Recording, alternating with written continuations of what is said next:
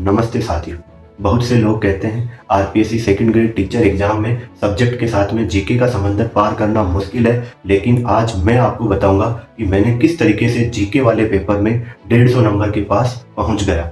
आज के इस वीडियो में मैं आपसे कोई किताबी ज्ञान नहीं, वो बताऊंगा जो आपकी तैयारी को और मजबूत कर सकता है। मेरी वो चुनिंदा किताबें जिन्होंने सारा खेल पलट दिया, मेरे हाथ से बने हुए वो शॉर्ट नोट्स मेरे, और सबसे जरूरी वो रिवीजन तकनीक जो एग्जाम हॉल में आपको कंफ्यूजन होने से बचाएगी। अगर आप वाकई में इस बार अपना सिलेक्शन पक्का करना चाहते हैं तो इस वीडियो का एक एक सेकंड आपके लिए जरूरी है। चलिए शुरू करते हैं। मैंने कोई ऑफलाइन कोचिंग की थी? जी नहीं, मैंने किसी भी प्रकार की कोई ऑफलाइन कोचिंग ज्वाइन नहीं की थी। उसका सबसे बड़ा रीजन था कि मैं अपने सेकंड पेपर की ऑफलाइन कोचिंग ले रखी थी, और अगर भी मैं फर्स्ट पेपर की भी ऑफलाइन कोचिंग ले लेता तो मेरा जो टाइम मैनेजमेंट है वो कतई नहीं हो पाता, जिसके कारण मैंने ऑफलाइन कोचिंग से बेटर अपने आप को ऑनलाइन कोचिंग में समझा। तो मैंने ऑनलाइन कोचिंग ज्वाइन की थी उत्कृष्ट क्लासेज की, वो भी जोधपुर वाला लाइव फ्रॉम क्लासरूम बैच लिया था। मैंने उसकी सारे शॉर्ट नोट्स बनाए थे, सारी क्लासें ली थी और सारे शॉर्ट नोट्स बनाए थे। इस प्रकार से खुद के नोट्स बना ली।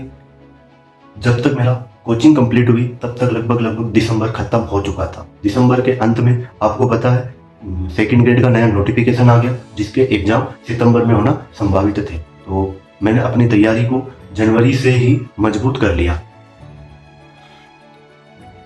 तो मैंने जनवरी से रिवीजन प्रारंभ कर दिया, और रिवीजन में मैंने सबसे पहले क्या ध्यान में रखा कि आरपीएससी किस प्रकार के क्वेश्चन पूछ रहा है और सेकंड ग्रेड में अपने को क्या पढ़ना चाहिए क्या नहीं पढ़ना चाहिए। केवल डायरेक्ट टू सिलेबस बातें मैंने पढ़ी, यानी कि जहां से एग्जाम में क्वेश्चन आने के चांस ज़्यादा है मैंने वो चीज़ें पढ़ना ज़्यादा उचित समझा। जहां से क्वेश्चन नहीं आ रहा है उनको मैं स्किप करता चला गया। और मैंने सबसे राजस्थान जीके में मैंने क्या किया, जो राजस्थान की भूगोल थी उसको मैंने पूरी मैपिंग से पढ़ी। और जो कला संस्कृति थे, जैसे उसमें किले महल मंदिर हो गए, तो मैंने उनके अंदर क्या किया, यानी कि कोई भी किला है, जैसे चित्तौड़गढ़ है तो मैंने चित्तौड़गढ़ के बारे में पहले पढ़ लिया। पढ़ने के बाद में मैंने उसके गूगल मैप पे चित्तौड़गढ़ खोला, चित्तौड़गढ़ की वहाँ पे जितने भी फोटो है जितने भी वीडियो वो सारी देखी, ताकि उसकी वजह से जो मेरे माइंड में थी वो उस चित्तौड़गढ़ के लेके एक मैपिंग तैयार हो गई। जैसे कला संस्कृति के जो नृत्य गीत हो गए, तो मैंने उनके बारे में क्या करता था कि मैं यूट्यूब के ऊपर उनके वीडियो देखता था, लोक नृत्य के, यानी कि गवाई नृत्य कौन सा है, कैसा है, क्या कर रहे हैं क्या नहीं कर रहे हैं, तो वो सारी मैं यूट्यूब के ऊपर वीडियो देखता था, जिससे मेरे माइंड में उनकी भी मैपिंग बनती चली गई। और इतिहास में मैंने क्या किया, इतिहास के मैं कारणों को समझने की कोशिश करता था, यानी कि ये युद्ध हुआ तो क्यों हुआ, इसने ऐसा युद्ध क्यों किया, ये इस युद्ध में क्यों हार गया। और मैं एक राजा को दूसरे राजा से रिलेटेड करके पढ़ता था। और मैंने जो वर्ल्ड ज्योग्राफी और जो भारत की ज्योग्राफी थी, मैंने उसके अंदर मैपिंग तैयार की। कम से कम विश्व और भारत की ज्योग्राफी में 20 से 25 मैप लेके आया। उन मैपों को अपने हाथों से भरा, सारे मैपों को अपने हाथों से भरा, कहाँ पर कौन सा महासागर है, महाद्वीप है, ये सारी चीजें। बात रही पॉलिटी की, तो मैंने जो उत्कर्ष क्लासेज का जो ऐप ले रखा था, उसमें मैंने उत्कर्ष क्लासेज के ऐप के ऊपर पॉलिटी की सारी क्लासेज ली, लेकिन मेरे को पॉलिटी समझ में नहीं आ रही थी। तो मैंने मार्केट में देखा कौन सी किताब सबसे बढ़िया है स्पेशल सेकंड ग्रेड के लिए, तो मेरे को जो राहुल चौधरी सर है उनकी मेरे को एक किताब मिली थी ये पॉलिटी की, तो मैंने ये किताब लेके आया और इस किताब को बहुत ही अच्छे तरीके से मैंने इस किताब को पढ़ा।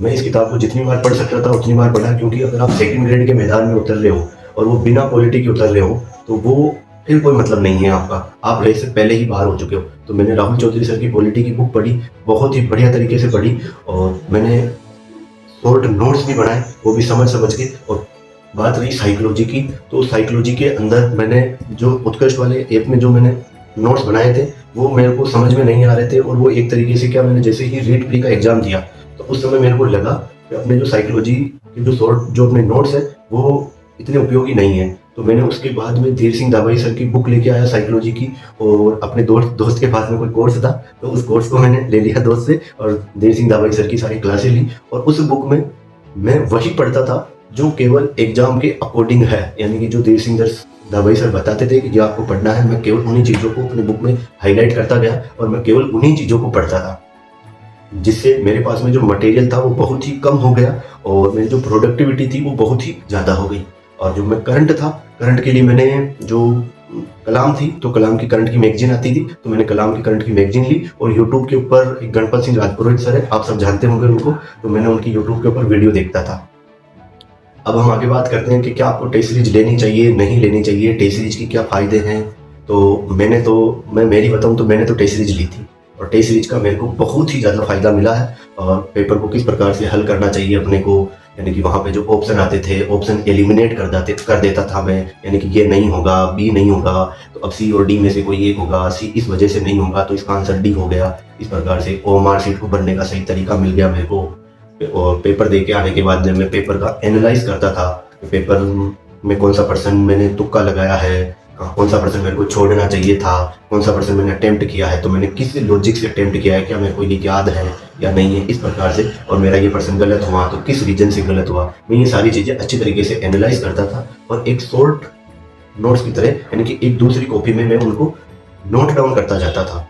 और एक मैं ये भी देखता था कि मतलब कभी कभी क्या होता है, अपन कोई पर्सन पढ़ते हैं, पर्सन पढ़ते ही अपने सामने 4 ऑप्शन नजर आते हैं। अब वो अपने क्वेश्चन याद तो नहीं आ रहा है, लेकिन ऐसा मन करता है इसका आंसर ये होगा, इसका आंसर यही होगा। तो क्या अपने को उस प्रकार के क्वेश्चन को अटेम्प्ट करना चाहिए या नहीं। तो मैंने तो उस प्रकार के क्वेश्चन को अटेम्प्ट किया और मेरे को अच्छा फायदा मिला। क्यों? क्योंकि वो क्वेश्चन होते हैं गट फीलिंग वाले, यानी कि ऐसे क्वेश्चन जो अपने पहले कभी पढ़े हैं लेकिन फिलहाल में अपने को याद नहीं आ रहे हैं, तो अपन उनको गट फीलिंग वाले बोलते हैं। मैं उन क्वेश्चनों को करता था और मेरे होता था कि 60% के आसपास वो क्वेश्चन सही हो जाते थे। मैंने जो टेस्ट सीरीज ली थी वो मैंने कलाम की ऑफलाइन टेस्ट सीरीज ली थी। इसके साथ में मैंने एक ऑनलाइन टेस्ट सीरीज भी ले रखी थी उत्कृष्ट की, जो टॉपिक वाइज थी। मैं जैसे ही कोई टॉपिक पढ़ा, टॉपिक पढ़ने के बाद में मैं उसका टॉपिक वाइज उत्कृष्ट में टेस्ट दे देता और संडे टू संडे कलाम में टेस्ट होता ही है। और जो टेस्ट सीरीज का जो मेरे को माहौल मिला वो बहुत ही अच्छा मिला। अब बात है शॉर्ट नोट्स की, तो मैंने बहुत सारे शॉर्ट नोट्स बनाए थे सारे टॉपिकों के, अपने करंट के भी बनाए थे मैंने, ज्योग्राफी के बनाए थे, पॉलिटी के बनाए थे, साइकोलॉजी के बनाए थे। मैंने लगभग 60 से 70 क्वेश्चन के शॉर्ट नोट्स बनाए थे और वहाँ से मेरे क्वेश्चन आए भी हैं। जो सेकंड ग्रेड का एग्जाम हुआ था उसमें 4 शिफ्ट में एग्जाम हुआ था, चारों शिफ्टों पे मिला करके लगभग 400 क्वेश्चन हुआ। 400 में से मेरे ये जो शॉर्ट नोट्स थे, उन शॉर्ट नोट्स में से ही 250 के आसपास क्वेश्चन मिल गए हैं आराम से। ये मेरे लिए सबसे बड़ी बात थी। और शॉर्ट नोट्स बनाने का मेरा क्या तरीका था, मैं वही आरपीएससी का ट्रेंड, लेटेस्ट एग्जाम का ट्रेंड देखता था, लेटेस्ट एग्जाम में किस प्रकार का ट्रेंड है आरपीएससी का, और उन्हीं को फॉलो करते गया और शॉर्ट नोट्स बनाते गया। और मैं आपको बताऊं कि मैंने साइकोलॉजी के शॉर्ट नोट्स इतने बढ़िया बना दिए थे कि मेरे मात्र और मात्र 10 से 12 A4 साइज पेज थे साइकोलॉजी के शॉर्ट नोट्स में से। उनमें से हर शिफ्ट में 15 प्लस क्वेश्चन हूबहू मिले हैं और मैं उसका जो श्रेय है वो अपने धीर सिंह दावाई सर को देना चाहता हूँ, क्योंकि उन्होंने मेरे को जिस प्रकार से गाइडेंस किया, मैंने वही चीज़ें पढ़ी और उनकी वजह से 15 प्लस क्वेश्चन तो मेरे शॉर्ट नोट्स में से मिल गए। और मेरे 20 क्वेश्चन सही है साइकोलॉजी में से, 20 में से 20 क्वेश्चन साइकोलॉजी में करेक्ट है।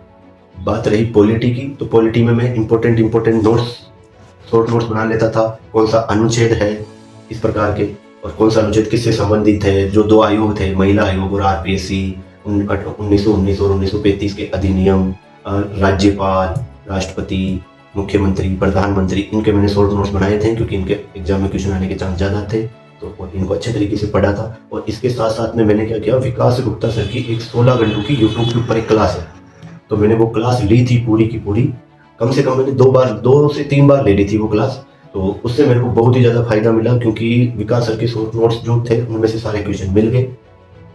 और अंत में मैंने क्या किया कि मेरा पेपर था 11 सितंबर के दिन, और मैंने क्या किया, 11 सितंबर से पहले आपको बताओ तो 3 शिफ्टें हो चुकी थी, 3 शिफ्ट में 3 पेपर हो चुके थे सेकंड ग्रेड के। तो मैंने उन सारे क्वेश्चनों को, जिस दिन जो पेपर हो गया, 7, 8 और 9 को पेपर हुए थे, तो उन तीनों पेपरों को उसी दिन हल किया और फिर अपनी आंसर की बनाई कि कौन सा सही है, कौन सा गलत है, कहाँ से क्वेश्चन आ रहा है, कहाँ से नहीं आ रहा। तो मेरे को पता चला कि कुछ ऐसे टॉपिक है जहाँ से फर्स्ट टाइम ही क्वेश्चन बने हैं, इससे पहले वहां से कभी भी कोई क्वेश्चन नहीं बना। तो मैंने उन क्वेश्चनों को वापस अच्छे तरीके से पढ़ने की कोशिश की, ताकि 3 दिन के अंदर मैं उनसे बढ़िया करके निकल जाऊं। और इस वजह से मैं 150 नंबर तक पहुंचा हूं। और एग्जाम के अंदर वो भी डिपेंड करता है कि आपका माइंड ऑफ सेंस किस प्रकार का है, आप क्वेश्चन को किस प्रकार से अटेंड कर रहे हो, आप पॉजिटिव हो या नहीं हो, उन सारी चीज़ों को भी ध्यान में रखते हुए।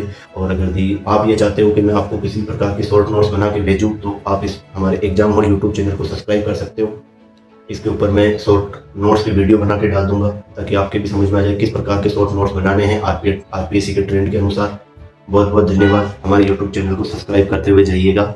ऑल द बेस्ट आपको अपने सेकंड ग्रेड एग्जाम के लिए।